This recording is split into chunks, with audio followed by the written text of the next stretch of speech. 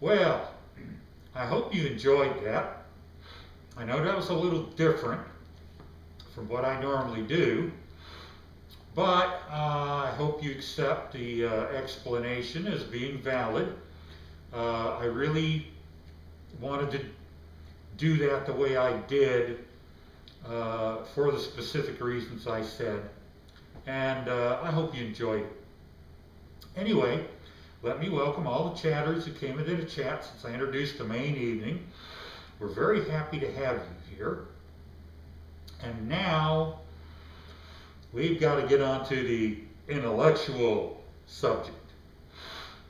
As most of you know by now, a few weeks back, Master Vile got banned from YouTube for life.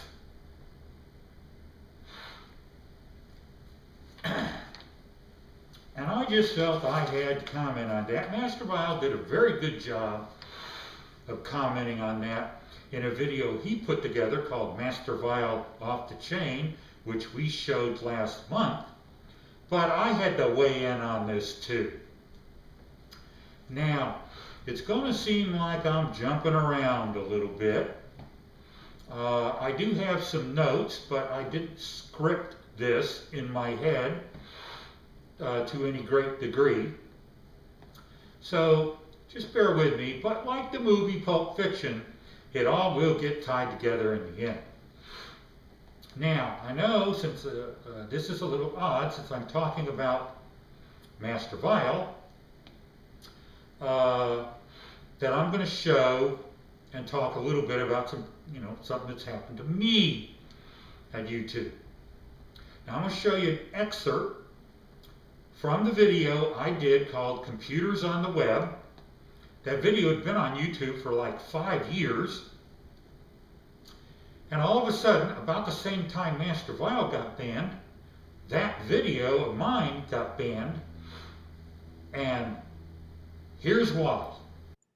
This is your Mac on the internet. That's right, most of the time it can't even be seen. When it is seen, this is what it looks like.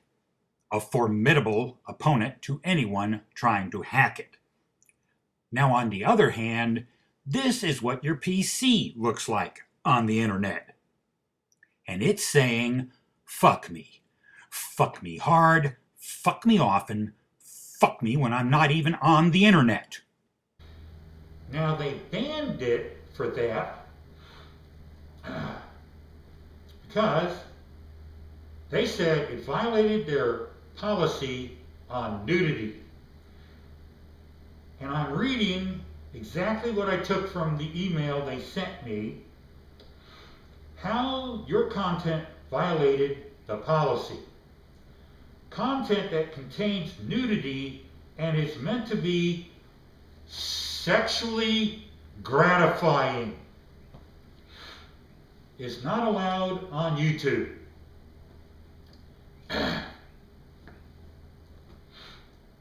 We review educational, documentary, artistic, and scientific content on a case-by-case basis. Limited exceptions are made for content with sufficient and appropriate context and where the purpose of posting is clear.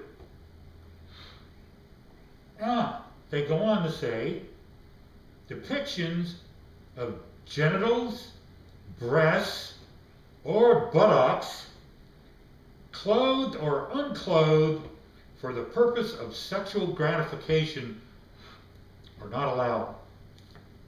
Now first, let's talk a little bit about this. And I appealed this, and they denied my appeal, but I pointed out to them, there's nothing sexually gratifying about that image I posted. It was meant to make a humorous point about everything else I was talking about in that video, which had nothing to do with sex. But, nope. They just, I don't even think they reviewed it. I don't know what happened. I'm not sure whether somebody complained and they just denied it outright. I mean, I did have the video age restricted on top of the fact that, you know, that image was not sexually gratifying. But let's talk about the last part of this. Depiction of genitals, breasts, or buttocks, clothed or unclothed for the purpose of sexual gratification. Now, I'm sure every one of you has seen women in public wearing clothes, having their genitals, breasts, or buttocks clothed, but were definitely clothed in a manner to generate sexual gratification. Which means a vast majority of the videos on YouTube are violating this policy. Now this leads into my talk about what happened to Master Vile. Now, Master Vile was banned, in case you haven't heard yet, was banned due to misrepresenting himself and having links to other websites in his credits. Now, when he appealed, I know he spoke with them, you know, via, you can't talk to a human being at YouTube. But when he appealed to them, they said that they would review his material and consider, you know, not doing what they did. And as he stated, with over 200 hours of material posted on YouTube, they were able to review that in 10 minutes and get back to him and say, nope, you're banned. Now, let's talk about those reasons they gave. Now, I've looked at their impersonation policy and their external links policy and saw absolutely nothing in there that would have led to him being banned. I also read their fake engagement policy. Now, content that solely exists to incentivize viewers for engagement, views, likes, comments, etc., is prohibited. But then I have a note. You're allowed to encourage viewers to subscribe, hit the like button, share, or leave a comment. So,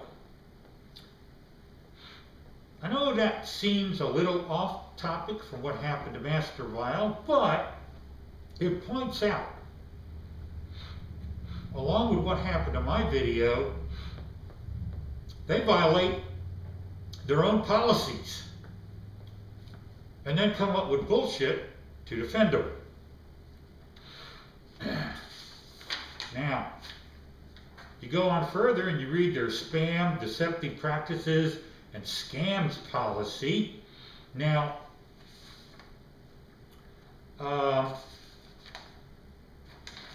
this has something that's very troubling to me. In there, they have included this thing, presidential election integrity. Content that advances false claims that widespread fraud, errors, or glitches change the outcome of any past U.S. presidential election. Note, this applies to elections in the United States only. For the U.S. 2020 presidential election, this applies to content uploaded on or after December 9, 2020. Now first, how the hell do you determine that it's a false claim unless you're going to go out and research it yourself? And you know none of these people on YouTube that work at YouTube are going to do this. This is just a blatant form of censorship. It's a blatant form of denying people their First Amendment right.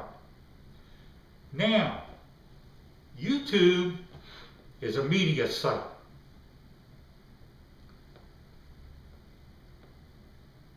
To me, that means it's like the press. And I'm here to tell you right now that almost every time my freedom of speech has been denied to me in a significant manner has been by the press or the media.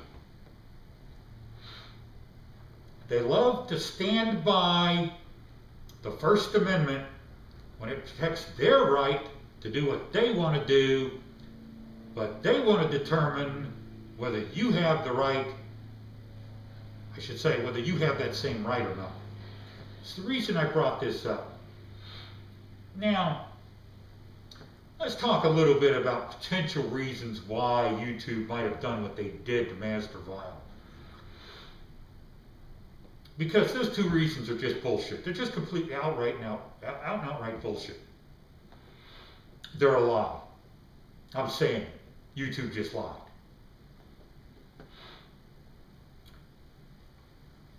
You see, there was speculation. There's no proof of this, but there was speculation that YouTube has an agreement with one of their larger content providers that only they can show public domain movies at YouTube. It's not as broad and sweeping as it sounds. It's sort of, if they post a public domain movie, no one else can post that same public domain movie. Now, this is speculation. I have no proof of this. Certainly, I didn't mention who that potential content provider might be, but hey, it's a possibility. Now, a couple of issues there. People would say, well, how can you do that? It's public domain. Well, think of it like this. YouTube, it's a theater. It's really what it is. It's a theater. Now, if you own a theater, you can certainly make an agreement with an individual that only they can show public domain movies at your theater. You know, may not sound ethical, but actually it is. And it's perfectly legal. Because they're not claiming that the movie has copyright on it. They're not denying you the right to go and do whatever you want to do with the public domain movie. They're just telling you you can't show it in their theater. Only this guy can.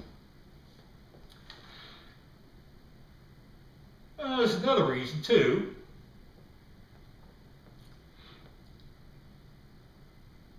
YouTube's in the business of making money. They make money off of advertisers. Now, if they have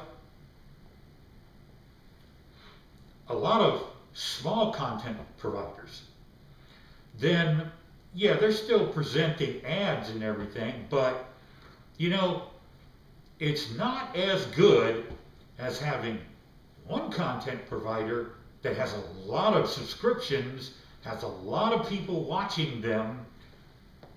You know, that's better for their advertisers. Now, look, YouTube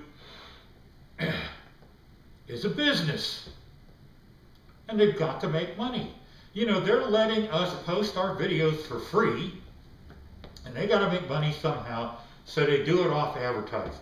So, you know, we shouldn't get all hair on fire over what they did to Master Vile, because, hey, that's business. If they did it for a reason having to do, you know, monetary reasons. But YouTube still has some issues. You know, first off, I'll get to this in a minute. They're kind of turning their back on their own foundations of how they started, and you know, just have the guts to tell somebody, we're kicking you off YouTube because you're eating up too much of our memory space, and we want to provide that to people that have a higher possibility of making us money. Just be honest, you know. But let me talk a little bit about their. Well, let me talk about what I just mentioned. You know, getting away from their roots. Jawed Karim, who was one of the founders of the site, said the inspiration for YouTube first came from Janet Jackson's role in the 2004 Super Bowl incident when her breast was exposed during her performance, and later from the 2004 Indian Ocean tsunami.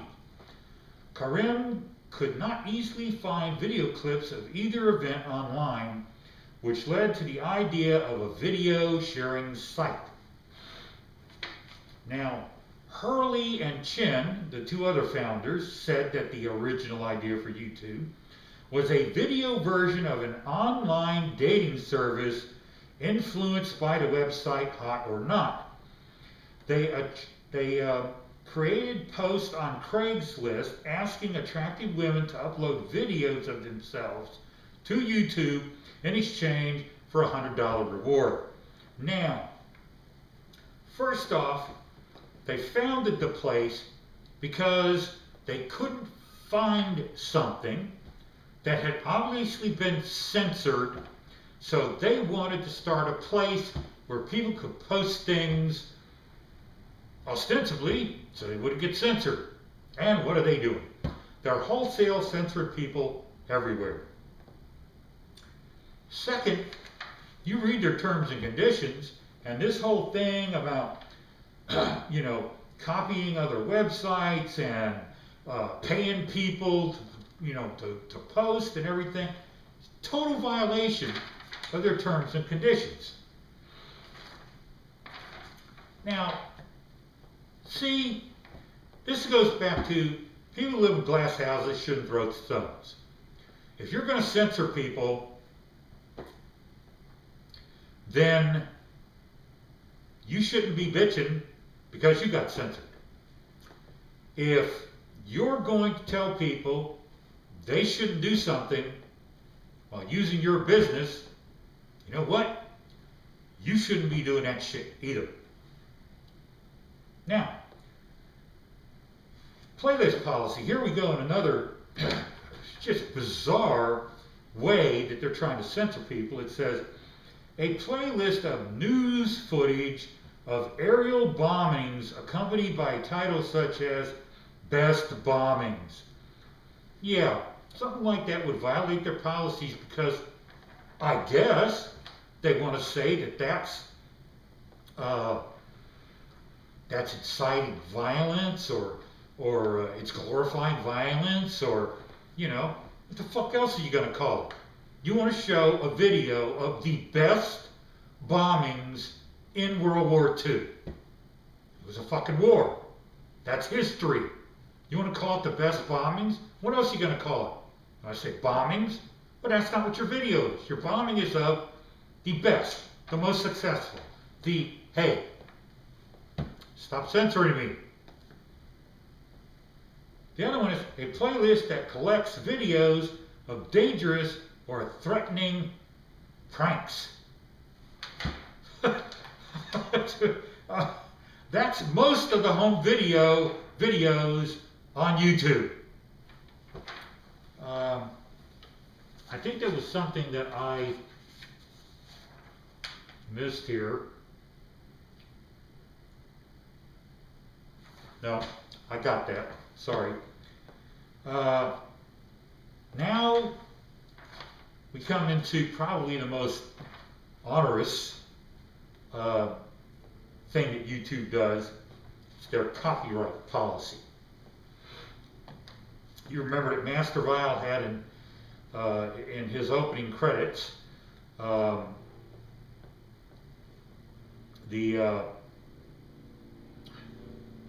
damn, now I'm going to go blank, where he was saying, fuck you, whatever the name of that YouTube poster was, fuck you hard, because he had one of his videos where that person had claimed copyright to it.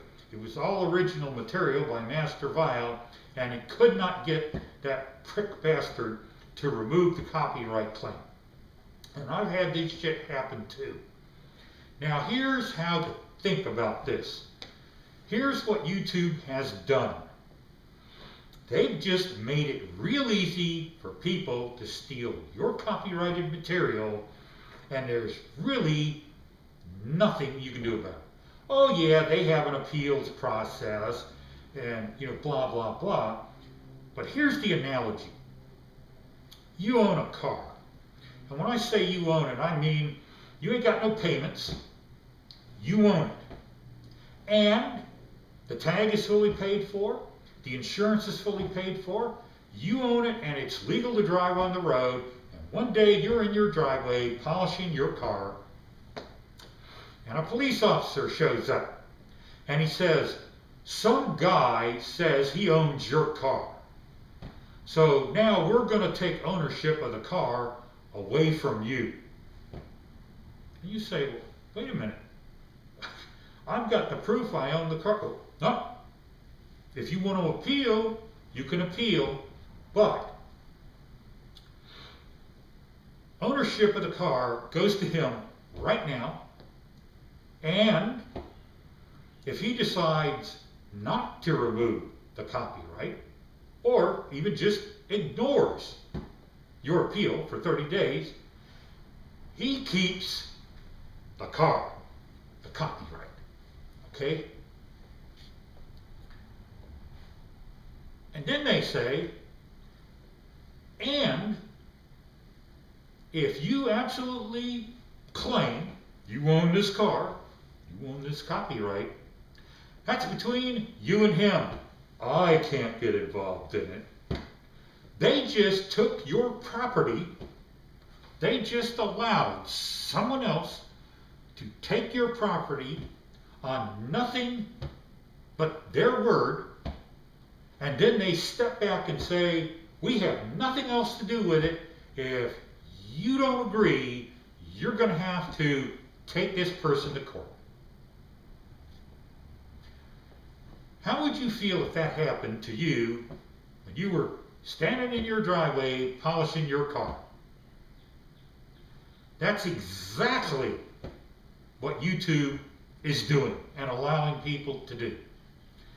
They have just become a shithole of copyright violation. They're encouraging copyright violation, and they're hiding behind the claim that they're trying to protect people's copyright. They're doing anything but. Now, obviously, YouTube has changed. And, I've come up with a potential scenario why YouTube is so retarded about this copyright thing. Think about it. You got 500 people. Now, 500 people who have posted a video on YouTube. And YouTube is showing ads, generating money, possibly paying you some of it. That's a lot of different people. That's a lot of stuff to keep track of. But they let one asshole come along and claim copyright on all 500 of those. Now it's just one person they got to deal with. Now, I don't know if this is what's happening or not.